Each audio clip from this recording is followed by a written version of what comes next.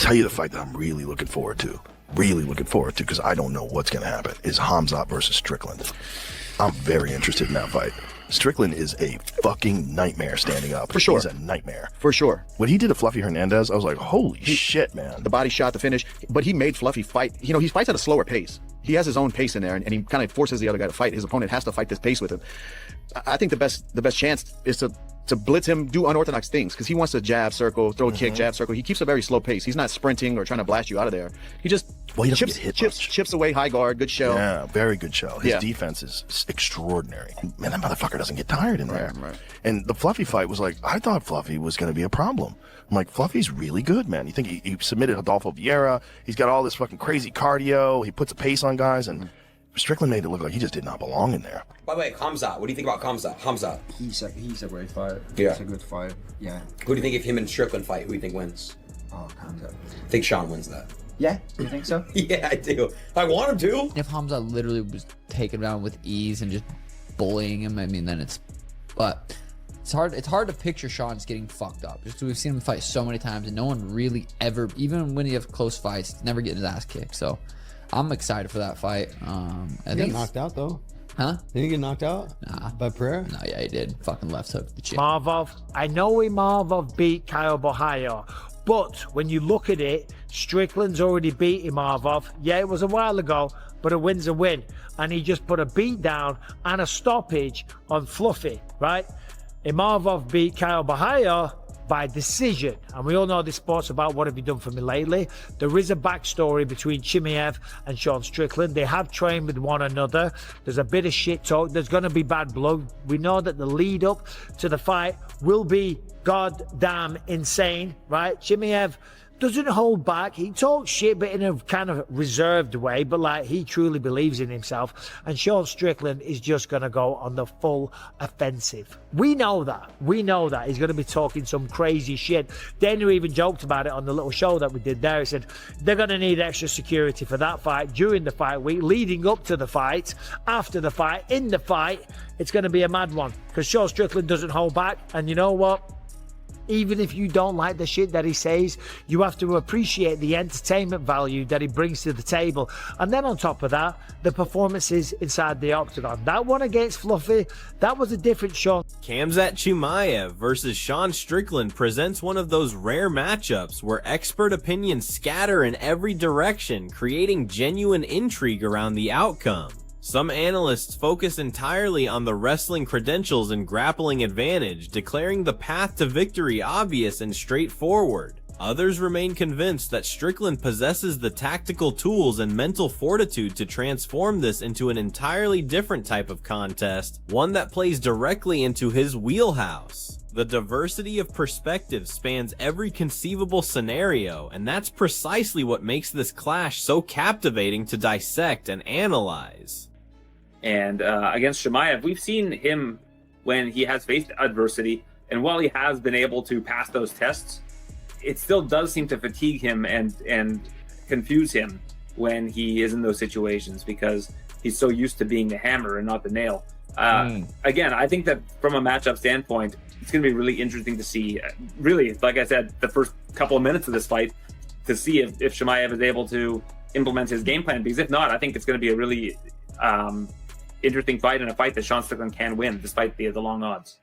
Yeah, I mean, there's a possibility Khamzat just goes out there, takes him down, and dominates him, right? So we're going to see where he's at. But the other thing with Sean Strickland is he's a pretty big dude. We know Khamzat sort of, with cardio-wise, even with DDP towards the end, he was pretty tired. And Sean Strickland's cardio is through the roof, right? Like he's go, go, go, go, go. And he's going to, if you're standing with him, he's going to take up that octagon. He's going to push you back. He's so tiring to fight against when it comes to everybody in the division, right? It's just hard to fight him. So if it's really going to test Khamzat's cardio, if it's standing for a couple of rounds even, to see where he's at. I feel like it's going to answer a few questions for us. Sean O'Malley entered the discussion by highlighting what he perceives as a significant disparity in ground game expertise between Khamzat Chimaev and Sean Strickland. He acknowledged Strickland's competent defensive grappling abilities, noting that he's far from defenseless in scrambles and ground exchanges. However, O'Malley raised a crucial concern about whether Strickland has faced the type of relentless, suffocating pressure that Chimaev delivers consistently throughout entire fights. He questioned Chimaev's ability to maintain that grueling pace across 5 full rounds, particularly if Strickland continuously returns to his feet after each takedown attempt. O'Malley emphasized a vital point about energy expenditure. Executing a single takedown requires manageable effort, but repeatedly shooting for takedowns against an opponent who refuses to stay down creates massive cardio demands that can completely alter fight dynamics. Shift. Okay, first title defense against Sean Strickland, has Sean Strickland ever fought a really, really strong wrestler? I looked through his resume and he has not. Not really fought a strong wrestler, but he's known for having really good grappling, really good takedown defense, but there's just different fucking levels of grappling, and Khamzat is at the highest level. Like, I mean him and Islam are the two, they're just so dominant in that aspect. Sean Strickland has great cardio. He's gonna show up ready to go. The question is, can Khamzat keep the pace he kept the pace against DDP, but he was able to take him down early and literally hold him down the whole time. That is fatiguing. He was able to do that. But what's more fatiguing is taking someone down, they get up. Taking someone down, they get up. You took him off 3-4 times in a round. That's gonna start to wear on Khamzat if Sean can get up. And that's gonna be the question mark there. I feel like Khamzat's going to be able to get a hold of him. He's going to be able to take him down, but is he going to be able to do that over and over and over? Is he going to be able to finish him? I don't know. O'Malley visualized specific round-by-round scenarios, picturing early rounds favoring Chimaev through superior control and ground damage, with his wrestling-heavy approach forcing Strickland into uncomfortable defensive positions. He envisioned potential momentum shifts occurring in later rounds if Strickland begins timing takedown attempts better and defending with increased success.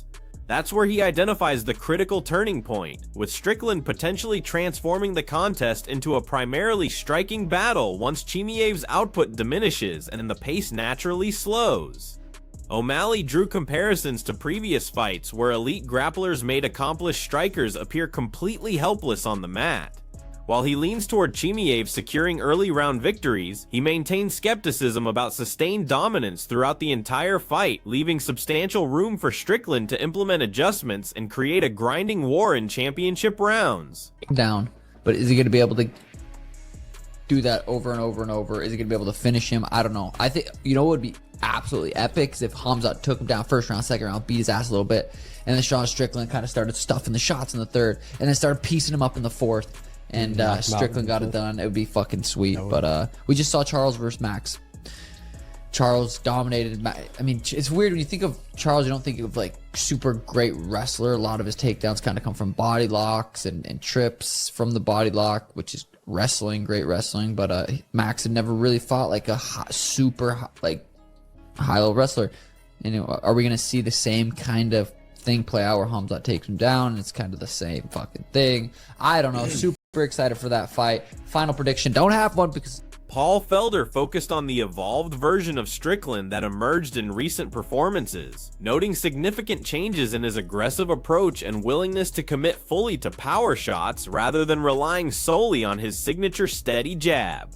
Felder recognized the wrestling challenge as legitimate and unavoidable, but viewed this as optimal timing to test Strickland's improvements against elite grappling. He emphasized that this matchup flows naturally from current division dynamics, featuring two fighters with genuine momentum and hunger, without artificial promotional manipulation or questionable matchmaking politics involved.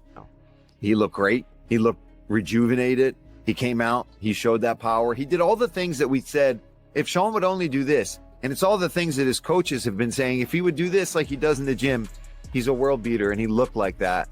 And there's history. He talked all the right shit about Chimaev, and it got him the fight. And I'm also happy to see that Chimaev ready to go, willing to take the fight. Yep. Things are in order. The middleweight division moving again, a contender versus the champ at the division. He's not moving up. There's no shenanigans. I was very pleased to see that it's moving that way.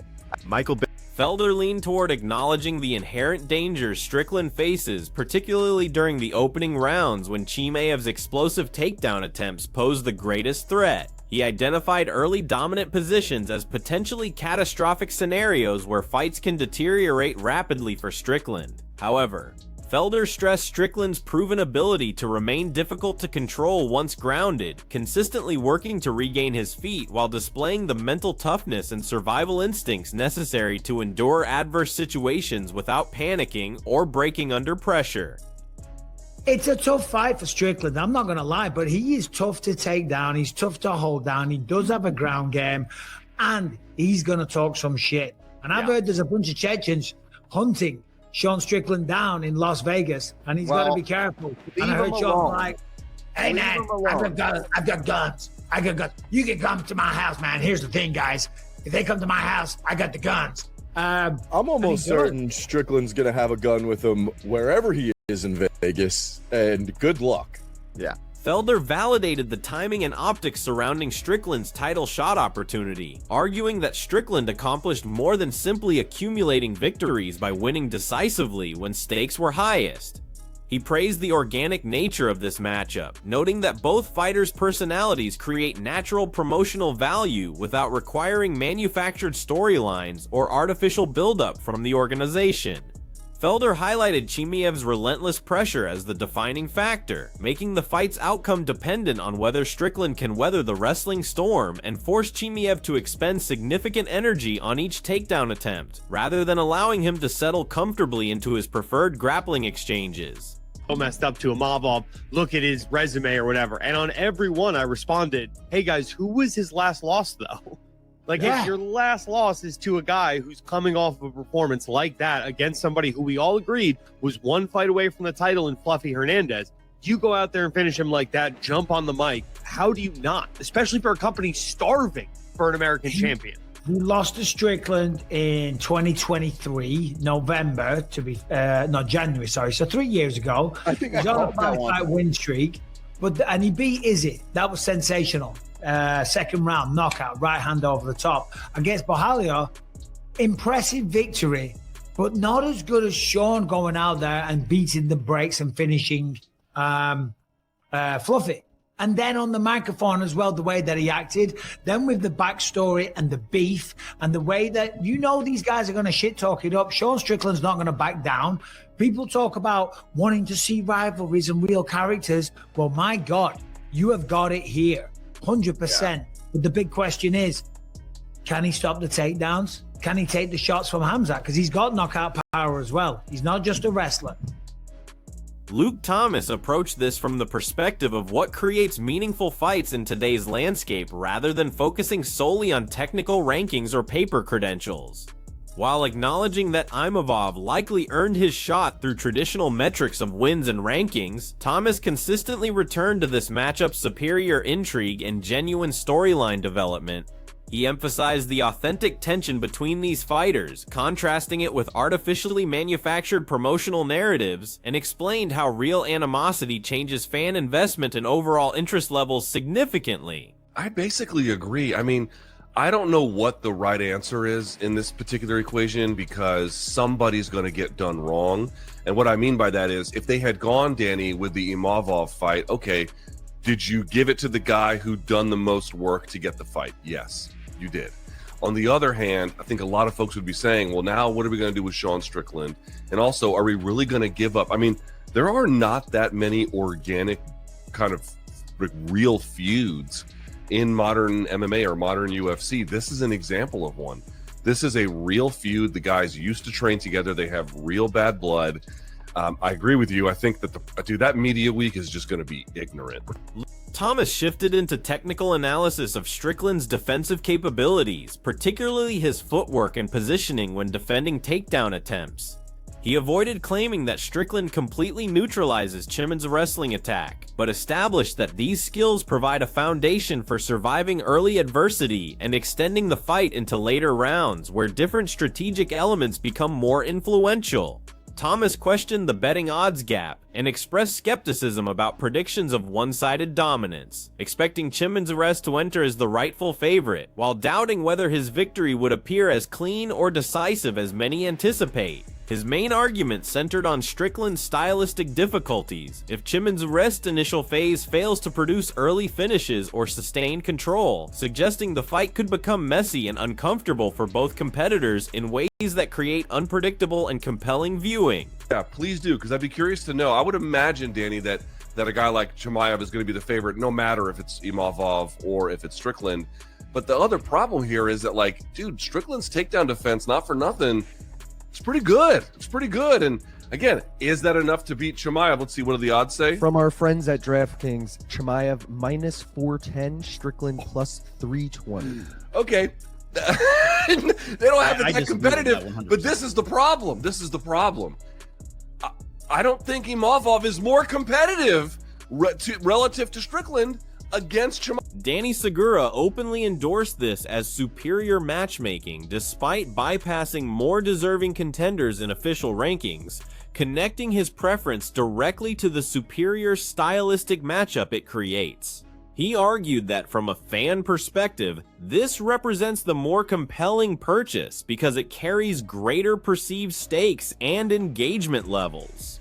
Segura positions Strickland as a more interesting threat to Chimaev, not only in terms of personality and verbal exchanges, but also regarding the unique stylistic challenges he presents inside the cage. But this is one of those odd cases where merit-wise, I mean, there's no arguing that Nasruddin Imavov deserves the opportunity, but the better fight is Strickland. And if, you know, as a customer, as a fan, just putting my journalist role aside, looking at the fight, like if I had to pay, and again, we're not in pay-per-view era anymore, but if I had to pay $50 to watch Strickland versus Khamzat or Hamzat versus Imavov, I'm paying for the Strickland Khamzat fight. I do think the buildup is going to be a lot more interesting, even though it might get a little weird in some territories. But the fight is interesting. I do think Strickland poses the more interesting threats. And this is all around the bigger fight. And in an era where the UFC has been pretty shitty and the product has been very boring and Segura developed his argument further by claiming that ranking bypasses typically result in decreased fight quality, but this situation represents a rare exception where skipping traditional order actually enhances the overall product. He defended this matchmaking by framing Strickland as a more complete and multifaceted challenge compared to what Imavov would provide. While still favoring Chimaev on paper, Segura emphasized that this fight forces Chimaev to solve more complex problems and deal with additional layers of difficulty. James Lynch examined the UFC's decision-making process behind this matchmaking choice, explaining that despite Nasruddin Imavov's stronger ranking-based argument, the organization prioritized broader storytelling and business considerations. Lynch highlighted the existing history between Chimaev and Strickland from their previous training relationships and ongoing public exchanges, creating natural promotional momentum that requires minimal organizational effort to market effectively. Lynch predicted Chimaev victory primarily based on his suffocating pressure and wrestling control, while acknowledging Strickland's proven ability to produce shocking upsets like his stunning victory over Israel Adesanya. He viewed Chimaev as presenting more difficult stylistic problems for Strickland overall, explaining that consistent takedown pressure and positional control could gradually wear down Strickland's resistance and break his mental fortitude over multiple rounds. Ultimately, this fight's outcome depends entirely on who successfully implements their preferred strategy first and maintains that advantage throughout the majority of the contest. If Chimaev secures early takedowns and establishes his wrestling rhythm, the fight could appear dominant quickly and potentially end within the distance. However, if Strickland continuously returns to his feet and forces the action into championship rounds where cardio becomes paramount, the dynamics shift dramatically and create serious problems for Chimaev's sustained success. This explains the widespread disagreement among analysts and fans, as the fight isn't nearly as straightforward as initial impressions suggest, with single moments, tactical adjustments, or scrambling exchanges capable of completely transforming the entire trajectory and determining the ultimate winner.